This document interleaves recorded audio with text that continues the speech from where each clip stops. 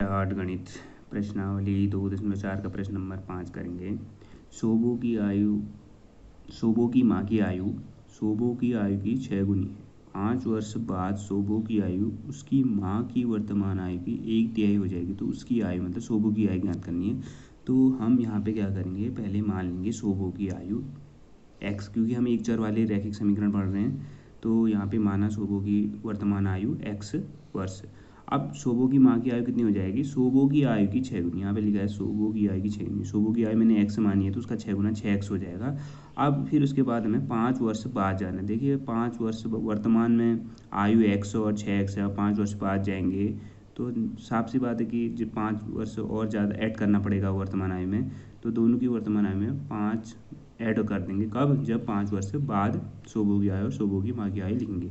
फिर प्रश्न अनुसार क्या बोल रहा है कि 5 वर्ष बाद शोभो की आयु उसकी माँ की वर्तमान आयु की 1/3 हो जाएगी। अब जो 5 वर्ष बाद शोभो की आयु है और उसकी माँ की वर्तमान आयु का 1/3 करना है। फिर यहाँ से एक समीकरण बनेगी और उससे x का मान आएगा, वो शोभो की आयु होगी और x आ जाएगा तो फिर उसका 6 गुणा x करके माँ की भी आयु आ जाएगी। तो इसको करेंगे, देखिए कैसे लिखा जाएगा। प्रश्न आपकी समझ में आ गया होगा। शोभो की वर्तमान आयु x हो गई, शोभो की माँ 6 गुना हो जा रहा है, यहाँ पे लिखा है शोभो की माँ की आयु, शोभो की आयु की 6 गुनी। तो शोभो की माँ की आयु 6। 5 वर्ष बाद सिर्फ शोभो की बात करी तो हमने 5 वर्ष बाद शोभो की आयु 1/5। प्रश्न में क्या बोला है, 5 वर्ष बाद शोभो की आयु, आपको पता है 5 वर्ष बाद शोभो की आयु ये है और माँ की वर्तमान आयु कितनी है 6 का 1/3 मतलब 1/3। 3 से कटा 3 दूनी 6 तो 2x, तो x/5 रहा 2x। जो एक जैसे पद होते हैं x वाले एक तरफ, तो इसको पक्षांतर कर दिया, x को 2x को, तो ये चिन्ह यहाँ प्लस का था, यहाँ जाके माइनस और 5 प्लस का, तो सॉल्व करने पे x 5 है। x मतलब शोभो की वर्तमान आयु और माँ की 6x, 6 गुणा x 5, 6×5 30 वर्ष। ऐसे ही अगला प्रश्न देखेंगे। प्रश्न नंबर 6, महुली गांव में एक तंग आयताकार भूखंड विद्यालय बनाने के लिए सुरक्षित है। इस भूखंड की लंबाई और चौड़ाई में 11:4 का अनुपात है। ग्राम पंचायत को इस भूखंड की बाढ़ कराने में 100 रुपये प्रति मीटर की दर से 75,000 रुपये व्यय करने होंगे। तो भूखंड की माप ज्ञात करनी है। भूखंड की माप जो है मतलब लंबाई और चौड़ाई। हमें देखिए कभी भी अनुपात वाले प्रश्न होते हैं, यहाँ पे 11:4 दिया, पहले लंबाई बोली है तो हम 11x और चौड़ाई को 4x मान के करेंगे। अब हुआ क्या, बाढ़ लगानी है। बाढ़ लगाने का रूल क्या है, बनाया इसने, गाँव पंचायत को इस भूखंड की बाढ़ कराने 100 रुपये प्रति मीटर। मात्रकों से भी बहुत सहायता मिल जाती है कि 100 रुपये प्रति मीटर। माना यहाँ पे वर्ग होता प्रति वर्ग मीटर, तो वर्ग मीटर में क्या होता है क्षेत्रफल, पर यहाँ पे प्रति मीटर दिया है तो मतलब परिमाप। तो बाढ़ कहाँ लगती है आपको पता है, उस भूखंड के चारों ओर लगी, चारों ओर मतलब परिमाप। तो हमें यहाँ पे परिमाप निकालना है। उस परिमाप मतलब चारों ओर हमें बाढ़ लगानी है। उसका खर्चा 100 रुपये प्रति मीटर, मतलब 1 मीटर में 100 रुपये ले रहा है और कुल खर्चा कितना आ रहा है 75,000 रुपये। हमारा चारों ओर बाढ़ करने का खर्चा 75,000 रुपये आने वाला है। तो हमें लंबाई चौड़ाई ज्ञात करनी है। तो हम सबसे पहले मान के चलेंगे, यहाँ से माना भूखंड की लंबाई 11x, चौड़ाई 4x। फिर हम परिमाप निकालेंगे। तो परिमाप कैसे निकलेगा, पहले इसको लिखें, देखिए कैसे करेंगे। तो हमने भूखंड की लंबाई मान ली, चौड़ाई, भूखंड का परिमाप, देखिए परिमाप मतलब कुल व्यय कितना आ रहा है बट्टे 1 मीटर का व्यय। तो ऐसा करने से हमारे पास परिमाप आ जाएगा। और भूखंड का परिमाप हमारे पास 750 मीटर है। तो हम जानते हैं कि भूखंड आयताकार है तो आयत का परिमाप 2 गुणा लंबाई दिन चौड़ाई होता है। तो इसमें लंबाई और चौड़ाई के मान रख के इसको सॉल्व किया। देखिए गुणा में गुणा का पक्षांतर भाग में जाएगा, तो यहाँ से इधर 750 2 से कट जाएगा, 375 आ जाएगा। 11x और 4x 15x होगा, 15x बराबर 300, तो x करेंगे तो 15 375 के बट्टे में चला जाएगा। 15 का भाग 375 में देंगे 25 आएगा, x 25 है। जबकि हमें क्या निकालना है, भूखंड की लंबाई, वो हमारे पास 11x है। तो 11 गुणा x मतलब 25, 11 गुणा 25 करा हमने 275 मीटर और चौड़ाई 4 गुणा x, तो यहाँ पे 100 मीटर। तो हमें भूखंड की क्या करनी थी, माप ज्ञात करनी, मतलब लंबाई चौड़ाई। तो ये हमारा आंसर हो गया। अगला प्रश्न करेंगे, प्रश्न नंबर 7। हसन स्कूल वर्दी बनाने के लिए 2 प्रकार का कपड़ा खरीदता है। इसमें कमीज के कपड़े का भाव 50 रुपये प्रति मीटर और पतलून के कपड़े का भाव 90 रुपये प्रति मीटर है। वह कमीज के प्रत्येक 3 मीटर कपड़े के लिए पतलून का 2 मीटर कपड़ा खरीदता है। वह इस कपड़े को क्रमशः 12% तथा 10% लाभ पर बेचकर 36,600 रुपये प्राप्त करता है।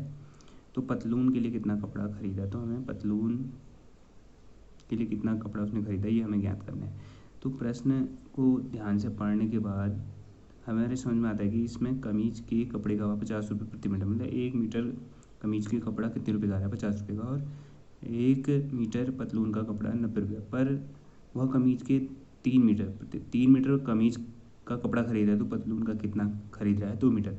मतलब कमीज के कपड़े और पतलून के कपड़े में कितने का अनुपात है, 3:2 का अनुपात है।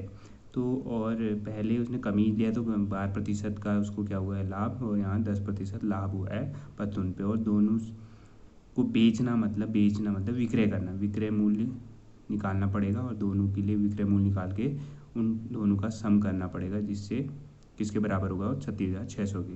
अब देखिए कैसे करेंगे इसको। देखिए प्रश्न समझने के बाद मैंने बोला था कमीज और पतलून में जो अनुपात है खरीदने का, वो 3:2 का है। तो 1 मीटर कमीज के कपड़े का भाव आपको दिया है 50 रुपये प्रति मीटर, तो हमने यहाँ पे 1 मीटर कमीज के कपड़े का भाव 50 रुपये। अब उसने ख़रीदा कितना है, कमीज और पतलून में अनुपात 3:2 है, मतलब कमीज का कपड़ा 3x खरीदा और पतलून का कपड़ा कितना मीटर खरीदा, 2x खरीदा। तो इतना आपने समझना है। ये आपकी समझ में आ गया होगा 3x क्यों लिखा मैंने। तो कमीज का कपड़ा उसने 3x खरीदा है। अनुपात वाले प्रश्न में x मान के चलते हैं, ये मैंने पहले बताया है।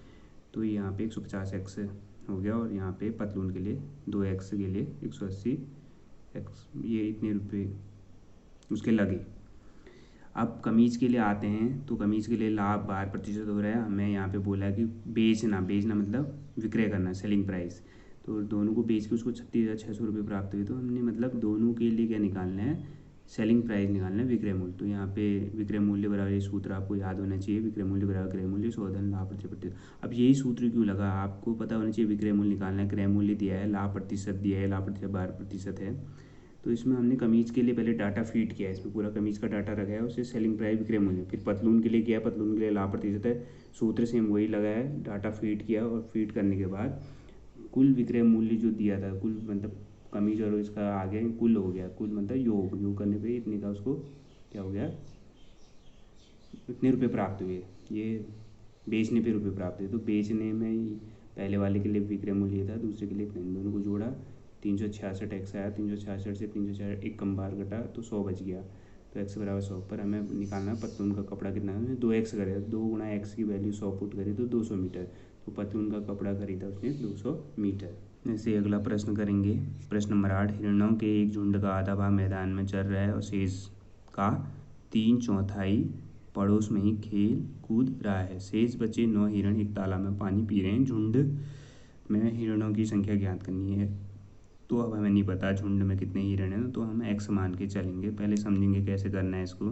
तो प्रश्न में क्या बोल रहा है कि हिरणों का झुंड है, हमने समझने के लिए एक झुंड बना दिया, और झुंड में से आधा भाग कहाँ कर रहा है, मैदान में चर रहा है घास को, और शेष जो बचे शेष का 3/4 पड़ोस में खेल कूद, और शेष बचे 9 हिरण तालाब में पानी पी रहे हैं। मतलब ये झुंड में जो हिरण है वो बढ़ चुके हैं, कुछ मैदान में चले गए, कुछ पड़ोस में, कुछ तालाब में। तो कितने ये झुंड में थे कितने हिरण, वो हमको ज्ञात करने हैं। तो प्रश्न को देखेंगे तो झुंड का आधा भाग, तो हमने माना झुंड में हिरणों की संख्या x थी। तो टोटल हमारे पास x हिरण है, उसमें से x का 1/2 जो है वो कहाँ चले गया, मैदान में। और फिर शेष का मतलब x थे, उसमें से x/2 चले गए शेष का, मतलब ये आधे बढ़ चुके हैं, बचे कितने, आधे और बचे, मतलब शेष का मतलब टोटल झुंड में हिरण x थे, उसका इतने चले गए शेष। अब जो बचा वो शेष हुआ, उसका 3/4 का मतलब गुणा 3/4 पड़ोस में खेल कूद रहे हैं, और शेष बचे 9 हिरण। अब इसमें जो है हमारे पास टोटल x थे, शेष इतना बढ़ने के बाद भी अब हमारे पास कितने बच गए, 9 और ज़्यादा एक्स्ट्रा बच गए। तो ये शेष हिरण 9 बचे, इनको हमने इधर रख दिया। अब इसको सॉल्व करेंगे तो x बराबर x/2 धन ये आधा हुआ, x में से 3/4 से रहा धन 9। तो x बराबर x/2 धन 3x/8 धन, सॉल्व करा x बराबर, इसका एलसीएम ले लेते हैं 8, 2 चौको 8, 3x धन 9।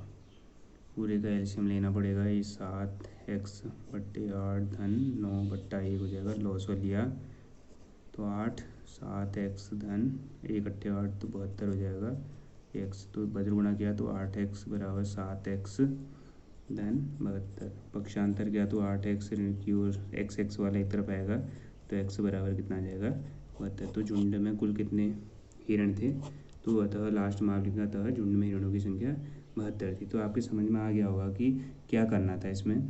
तो एक झुंड है उसमें हिरण हैं वो बढ़ रहे हैं, आधे मैदान में गया, आधे पड़ोस में गया, शेष 9 हिरण जो बचे वो तालाब में पानी पीने चले गए। तो हमने मान लिया कि झुंड में हिरण माना, यहाँ पे आप लिखेंगे माना झुंड में हिरणों की संख्या x। तो प्रश्न अनुसार जो x हिरण है वो बढ़ जा रहे हैं, देखिए आधे यहाँ चले गए, शेष का 3/4 3/4 और शेष 9 बचे। तो मतलब कुल हिरण जो थे उसमें से भी 9 बच जा रहे हैं। तो ये कुल हिरण ही तो हैं जो एक्स ही तो बढ़ रहा है, मतलब ये एक्स ही है, पर इसमें से 9 बच गए तो प्लस 9 और रहे मतलब। तो इनको ऐसे करेंगे। तो आप इसको स्टेप देख सकते हैं कैसे पक्षांतर करना है, कैसे गुणा भाग करना है। लास्ट में आपने देखा झुंड में हिरणों की संख्या 72। बाकी 2 प्रश्न नंबर 9 और 10 खुद करने हैं आपने। के बाद अगली प्रश्नावली 2.5 स्टार्ट करेंगे।